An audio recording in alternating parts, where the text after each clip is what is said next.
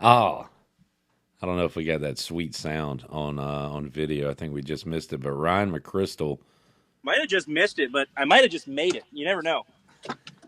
he is on the golf course and he's joining us live. That's Ryan, right. how you doing, sir? Living the dream. Can't you complain de- about anything at all, that's for sure. This is literally the dream. Playing golf on a beautiful day in North Carolina. Ryan, great to have you, man. And we'll catch up with you, find out what you're up to. And first of all, Ryan, tell us, like, since you've been gone from East Carolina and joining the Reds organization, what kind of baseball did you play, and how much were you able to get experience at the pro level? Yeah. So 3 days after I got drafted, I went to Arizona. They called me. Yeah, I got drafted on a Monday, and they called me on Wednesday and asked if a flight for the next day at 4 p.m. worked. And I was like, yeah, I guess it has to because you're paying for the flight and you're my employer now. So yeah, I'll fly there tomorrow. So I was there for 2 weeks. You do all like draft camp. Holy voice crack. You do draft camp, which is it's just you and all the guys get drafted, and you work out together and do baseball stuff, so they get to see you and kind of like mold you in to the way that it is professional baseball a little bit. And it was pretty sweet to be in Arizona and catch until my cleats were melting off. But it was definitely a cool introduction. And then 2 weeks into it, they sent me to Low A on a beach. So after that, we had only drafted a few position guys. I was the first position guy to go out there, and so no idea what to do.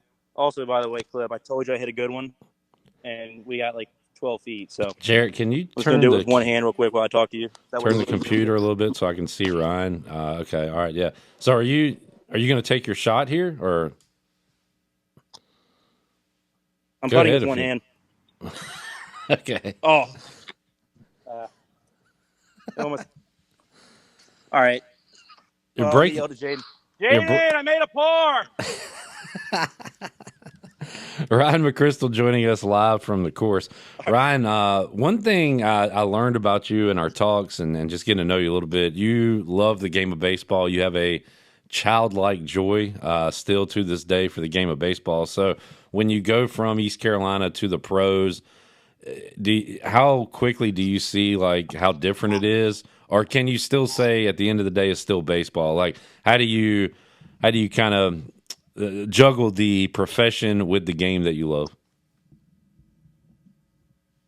Yeah, I think that's kind of the big difference. You get there, and there's a lot of guys that professional baseball, it's your job now, and I feel like a lot of guys think results mean so much more, and in reality, they do. But the thing about it is that it's results over a long period of time, and so you can see guys just getting like upset after a bad game and just not playing the game that they've always loved the way that they used to. I think that's one thing that I can really credit ECU with is that it was a hard 3 years for me there because the first 2 years obviously didn't go the way that I wanted to. But I think what I was able to learn about myself is how to play with the same joy that I played when I was 5 years old, and I hope that everyone there could see it. Especially my last few months there, I think it was Yeah. just I realized how much baseball means to me, and so I'm still playing the game with that exact same joy. And it's a funny story. I actually almost got into a fight with a little Hispanic kid when I was in low A because I was joking around with the umpire when he was getting mad at me for calling all sliders. The hitter was getting mad at me, and I was like laughing with the umpire, joking like I have no idea what he's saying to me right now, like that kind of thing. And he struck out twice and popped up all on sliders. I kid you not, 13 pitches thrown to his kid, all sliders. And like the whole time he's like trying to like square up to me. He's like 5'7", a buck 50, and I was just like laughing because I was like, dude, what are you doing? This is a game that we're playing, and they're paying us to do it, and you're mad at me for calling sliders. It's your job to know how to hit sliders. Like, what are you doing? And so I think I think that's like a good example of like I think the biggest thing that I learned is that being yourself is even more important when it is a job because the farther you get away from yourself, the more of a job it becomes, and the more you get away from what you really learn to love to do. Ryan McCrystal joining us. You referenced your last few months at East Carolina, and there's a guy that always gets hot at the end of the regular season, conference tournament, and then the postseason, the regionals, super regionals, whatever. And it's been Bryson Worrell, it's been Jake Washer, another Pirate catcher. And we were saying who's it going to be this year, and we kind of already had the answer because you had gotten so hot the second half of the season. But what was that like for you? Not only to play the game you love, but to play it at that level and to just be locked in. You move up to the middle of the order, the cleanup, the third spot in the lineup. Man, that was awesome to watch. Had to be awesome for you to be a part of it. Yeah, it was pretty surreal. I tell my parents that when I was rounding second base in that regional after I hit the home run against Evansville to start that regional final game, I said to myself, like, it's all been worth it. Like, obviously, I wouldn't trade my time there for anything, but you like all the things that we all go through, like behind the scenes, and just like how much you do have to grow and how much people don't see. It's like for me, it was all worth it because not only did I play well at the end of the year, but I was playing with my best friends and I was just learning how to be myself again. And I think that it really showed the end of the year because results weren't what mattered. What mattered was what the final score said. What mattered was us executing what we needed to, and that's when you always play the best, you know. And so that, and then just like the more my faith grew at the end of the year, the more in tune with myself I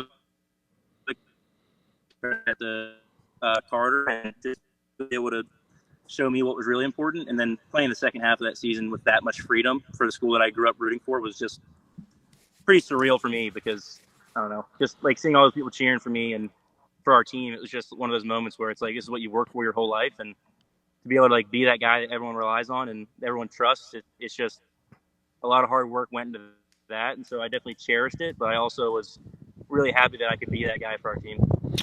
Ryan McCrystal joining us. Ryan, let's we got East Carolina, NC State in the Military Bowl. So I'll ask you this from a baseball perspective. I'm sure Cliff Godwin treats every game as the most important game. However, when you take on an NC State or a North Carolina, an in-state opponent, what's the build-up to it like? What's the pregame like? What's the game itself like? Does it feel different than another normal game against a VCU or a team like that during the week?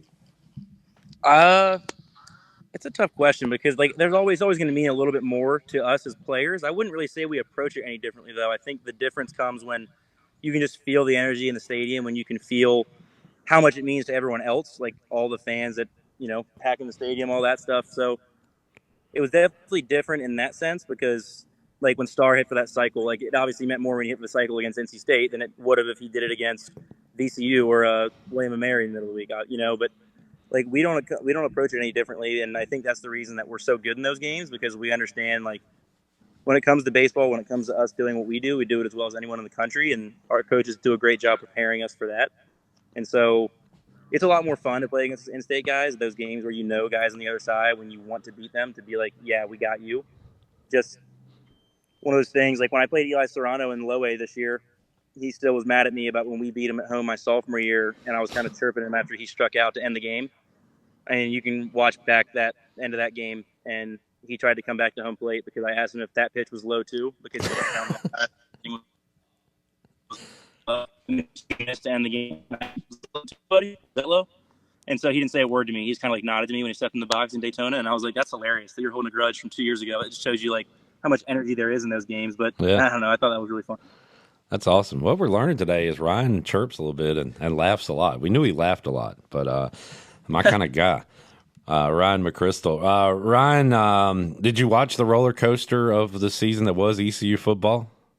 I did. I can't say that I tuned into it as much as I wanted to, especially early on, but I definitely I think everyone could say we were pretty proud of how they ended the year.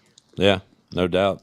Military Bowl coming up. Ryan, speaking of football, I didn't plan on this, but it is Commanders Eagles week, and your Eagles are taking care of everybody right now. Are you got the lines in your path here? You trying to get that number one seed in the NFC? Yeah, I mean, I'm just going to put all my trust in Saquon Barkley. I think that's what all Eagles fans are doing. Jaden, that is way left.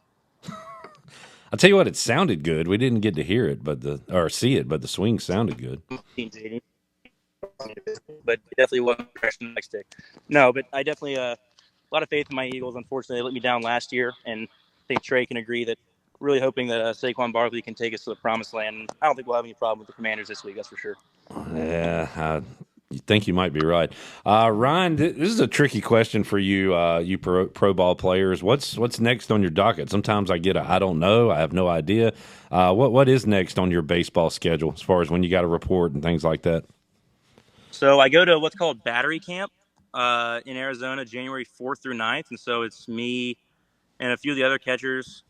And we go with a lot of the pitchers that they select from our draft class and everything. And so we'll do like a little catching camp kind of. So we'll catch all their bullpens and take live at bats and then really just get to know the pitching staff really well. And that's for 5 days. And then I'll be back home for another month. And then I go to spring training at some point in February, but they haven't even told us when we do that yet until they get all these little camps out of the way. So yeah, that's what's next for me. But really, it's been weird having 2.5 months off at this point. Man, well, Ryan, it's good to catch up with you. I'd like to go longer, but we're up against it. We'll let you get back to golf. And Parker Bird has this studio, so bigger name. Yeah, we got to clear out. I'll get out of the way for that guy every time. Ryan, good to catch up, man. Let's do it again. Absolutely. Keep up the good work. Good luck on your golf game, and we'll see you, buddy. Appreciate it. Good to talk to you.